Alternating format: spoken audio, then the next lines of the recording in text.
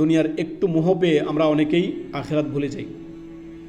আর আল্লাহর কাছে দুনিয়াটা যদি আপনার ওইরকম আপনার গণ্য হতো, তাহলে আল্লাহ তাআলা এতগুলো আয়াতে বলতেন না যে ওমাল হায়াতুদ দুনিয়া ইল্লা মাতাউল গুরুর। এই কথা কখনোই বলতেন না। মাতাউল গুরুর বলেছেন, প্রতীক জীবন ধোকার সামগ্রী বলেছেন আল্লাহ তাআলা। দুনিয়াতে আমরা আপনার এটা বুঝতে পারি যে দিন ও দুনিয়া, ফজরের সময় বোঝা যাবে দিন ও দুনিয়া কার কাছে কোনটা মূল্যবান। ফজরের সময় যদি আপনার উঠতে ভারী লাগে, ঠিক ফজরের সময় ডিউটি আছে, প্রত্যেক দিন ডিউটি ফজরের আগে থেকে রেডি, প্রস্তুত, কোনো মিস নাই, ডেইলি দৈনন্দিন ফজরের আগে উঠে প্রতিদিন সে ডিউটিতে যাবে। তবে ফজরের সালাত পড়ে না। ঘুমাইতে ঘুমাইতে এই যে আপনার অফিসার বাবু ঘুমাইবে কটায়? রাতের 2টা 2:30টায় ঘুমাবে। তো সে কীভাবে 4টা বাজে জাগবে? জাগা তার দ্বারা অসম্ভব। এমনভাবে ঘুমাবে যে ফজর জাগা তার জন্য মুশকিল হয়ে পড়বে। তো এখন তিনি কি করবেন?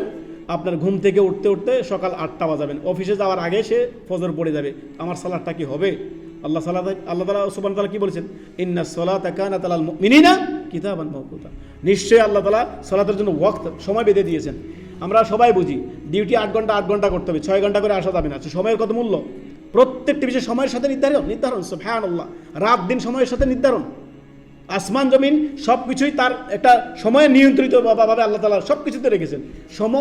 সময়ের সাথে সব কিছু বাধা আছে। সুবহানাল্লাহ, সময়ের গুরুত্ব দিন। সময়ের গুরুত্ব দেন, দিনের 8টা বাজে সালাত পড়বে।